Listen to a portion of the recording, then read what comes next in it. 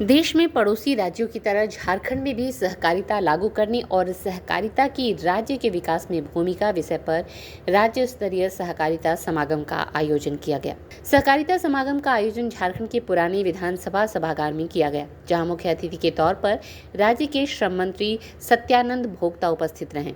इस समागम में सहकारिता के विशेषज्ञ और सहकारिता से जुड़े हुए राज्य भर के नेतृत्वकारी सदस्यों ने भाग लिया, जिसमें राज्य में सहकारिता की स्थिति और भविष्य में सहकारिता आंदोलन को राज्य स्तर पर गति देने के लिए गहन विचार विमर्श किया गया। श्रम मंत्री सत्यानंद भोक्ता ने कहा कि अन्य राज्यों की तरह झारखंड में भी सहकारिता लागू करने का हमारी सरकार पूरा प्रयास करेगी। कार्यक्रम की अध्यक्षता कर रहे भारतीय लोक सहकारिता महासंघ के राष्ट्रीय अध्यक्ष जैनेन्द्र कुमार ने कहा कि सहकारी संस्था में लोकतांत्रिक व्यवस्था की बहाली की जाए। इस राज्य में लोकतांत्रिक व्यवस्था नहीं है। वहीं उन्होंने सरकार से मांग की कि झारखंड में भी जल्द ही सहकारिता लागू की जाए।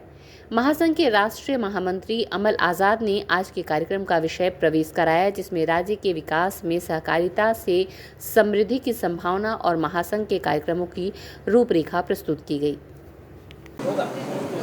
देखिए, आज जो अध्यक्ष जी के द्वारा जो बातें लाई गई हैं, अब इस विषय को विभागीय मंत्री से बात करेंगे और दूसरा माननीय मुख्यमंत्री महोदय से बात करेंगे। प्रयास करेंगे कि देश के लगभग राज्यों में लागू है तो झारखंड में लागू होना चाहिए। इसके लिए इस बात को गंभीरता से लेते हुए प्रयास करेंगे कि जो होना है और जो मांग है पूरा होना चाहिए।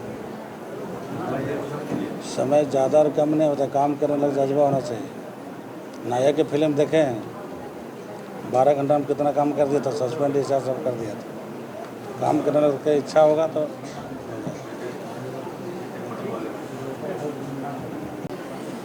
काम बड़ा से बता दीजिए। जो सम्मेलन आयोजित की गई है, इसका प्रमुख उद्देश्य तो हम आपको बतला चुके हैं। प्रमुख उद्देश्य है कि सहकारी संस्थाओं में लोकतांत्रिक प्रक्रिया बहाल किया जाए। झारखंड एक इकलौता राज्य है पूरे देश में जहां सहकारी संस्थाओं में लोकतांत्रिक प्रक्रिया बहाल नहीं है। यहाँ के जितने भी कोऑपरेटिव फेडरेशन है उस पर ब्यूरोक्रेट बैठे हुए हैं, कहीं चीफ सेक्रेटरी बैठे हुए हैं, कहीं प्रधान सचिव बैठे हुए हैं, कहीं विभागीय सचिव अध्यक्ष के रूप में बैठे। तो लोकतांत्रिक प्रक्रिया जब बहाल होगा तब सहकारिता आंदोलन में एक गति प्रदान होगी और लोगों को रोजगार मिलेगा और सहकारी आंदोलन एक व्यापक और समृद्ध रूप से बनेगा। यही हमारा इस सहकारिता सम्मेलन का लक्ष्य है और सरकार से डिमांड है कि अन्य राज्यों के भांति यहाँ भी सहकारी नीति लागू करे। 10 करोड़ रुपए तक का जो भी काम है उसको नॉमिनेशन के आधार पर सहकारी समितियाँ करें। गांव में जितने भी विकास के काम है वो लैम्स और पैक्स और प्राथमिक सहकारी समितियों के माध्यम से हो। बुनकर कोऑपरेटिव को उसको पुनरुद्धार किया जाए और उसकी मार्केटिंग की व्यवस्था, सहकारी नीति लागू होने से मार्केटिंग की व्यवस्था होगी और लाखों लोगों को रोजगार मिलेगा जो बुनकर क्षेत्र में जुड़े हुए हैं।